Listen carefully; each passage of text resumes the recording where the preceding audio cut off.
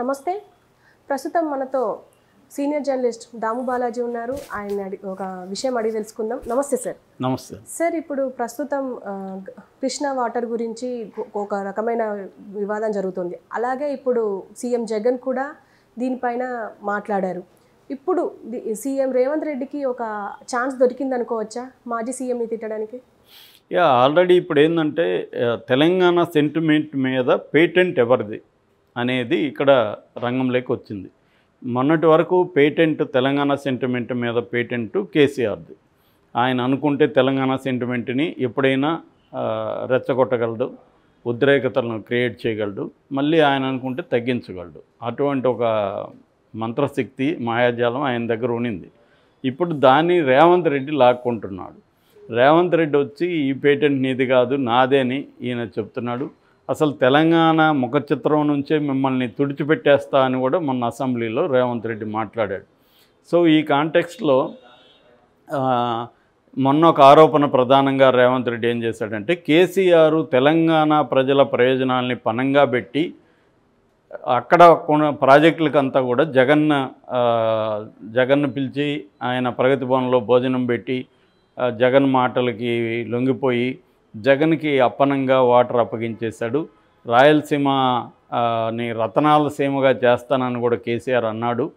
అవన్నీ విమర్శించారు. దానికి దోహదం చేసే విధంగా అక్కడ ఆంధ్రప్రదేశ్ అసెంబ్లీలో జగన్ మనకి తెలంగాణ నుంచి కిందికి వదిలితే తప్ప ఏపీకి నీళ్లు రావు, అటువంటి పరిస్థితిలో మనం అడగగానే ఒక అడుగు ముందుకేసి కేసీఆర్ గారు ఎంత పెద్ద మనసుతో నీళ్లు వదిలారు. దీనివల్ల రాష్ట్రంలో 8 జిల్లాలు, రాయలసీమలో ఉన్న 4 జిల్లాలు, ఇటు ప్రకాశం, నెల్లూరు, గుంటూరు, కృష్ణ, ఈ మొత్తం 8 జిల్లాలకి మనకి వాటరు సఫిషియెంట్గా సరిపోయింది. రైతులకు ఇబ్బంది కాలేదు. దీనికి ప్రధాన కారణం కేసీఆర్ అనేది అక్కడ చెప్పాడు.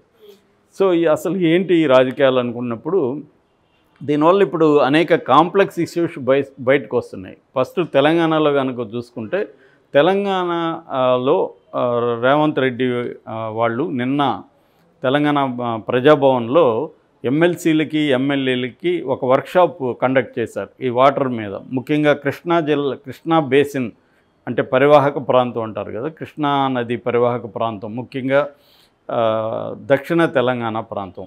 ఈ దక్షిణ తెలంగాణ ప్రాంతంలో ఉండే ఈ వాటరు ని ఎలా అర్థం చేసుకోవాలి, దీని గొడవలు ఏంటి, హిస్టరీ ఏంటి, దీంట్లో ఎవరి వాటా ఎంత రావాలి, తర్వాత రాష్ట్ర విభజన జరిగినప్పుడు ఎవరి వాటా ఎంత రావాలి, దీనికి సంబంధించిన పంపకాలు సంబంధించిన స్ట్రక్చర్ ఏంటి, ఇవన్నీ కూడా ఎమ్మెల్యేలకి ఎమ్మెల్సీలకి ఒక పవర్ పాయింట్ ప్రజెంటేషన్ ద్వారా బట్టి విక్రమార్క, రేవంత్, మిగతా చాలామంది అక్కడ నిన్న చేశారు. ఈ క్రమంలో ఈరోజు అసెంబ్లీలో 2 తీర్మానాలని రేవంత్ రెడ్డి ప్రభుత్వం ప్రవేశపెడుతుంది దీనికి సంబంధించి.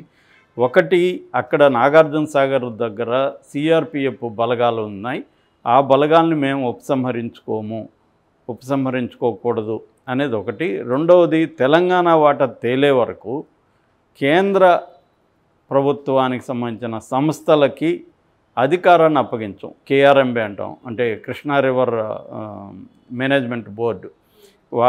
ఇప్పుడు ప్రజెంట్ ఆ బోర్డు ఆధ్వర్యంలో నడుస్తుంది. సో దాన్ని మేము ఒప్పుకోము అని రిజెక్ట్ చేయడానికి ఈ 2 తీర్మానాలు అసెంబ్లీలో పాస్ చేయించి కేంద్రానికి పంపాలి. అంటే అర్థమైందంటే అక్కడ ఉమ్మడి జలాలకు సంబంధించిన నిర్వహణ బాధ్యత తెలంగాణకే ఉండాలి.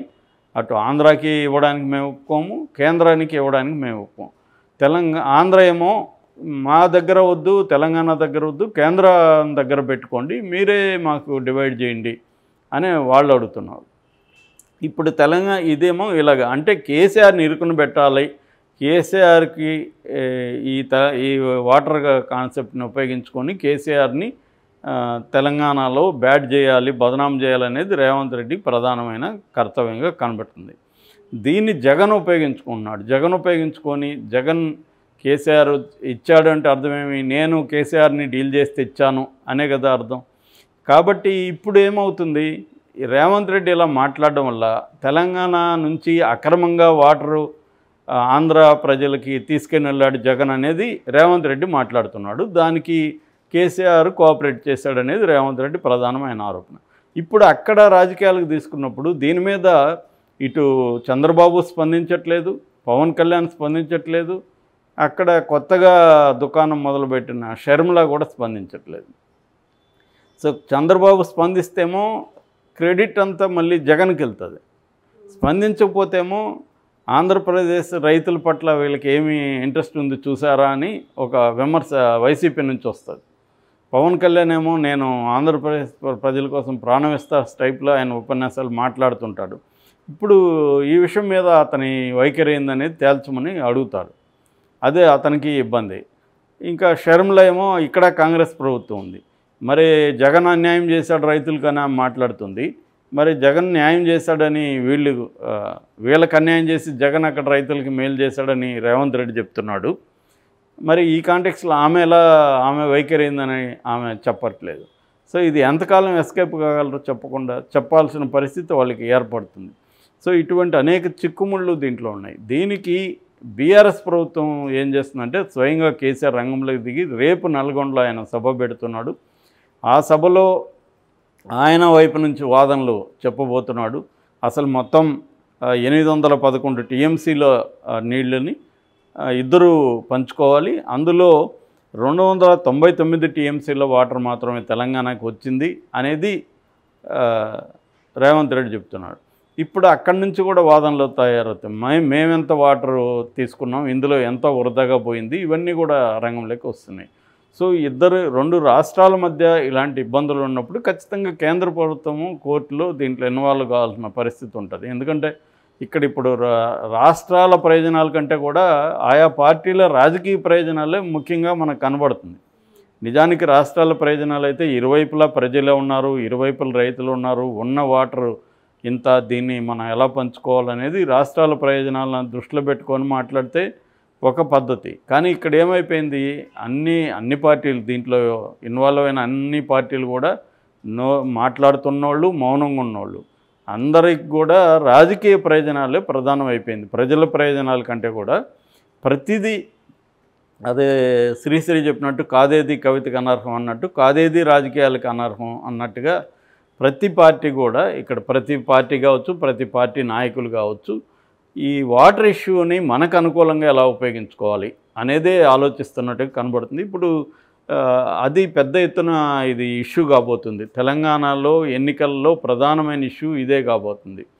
ఇది ఇప్పుడు బీజేపీ స్టాండ్ ఏంటో కూడా చెప్పాల్సి వస్తుంది. ఇక్కడ బీజేపీ స్టాండ్ ఏంటి, అక్కడ పురంధేశ్వరి స్టాండ్ ఏంటి కూడా ఆమె కూడా నోరు తెరవాల్సి వస్తుంది. అప్పుడు బీజేపీకి కూడా ఇబ్బంది రెండు రాష్ట్రాల్లో.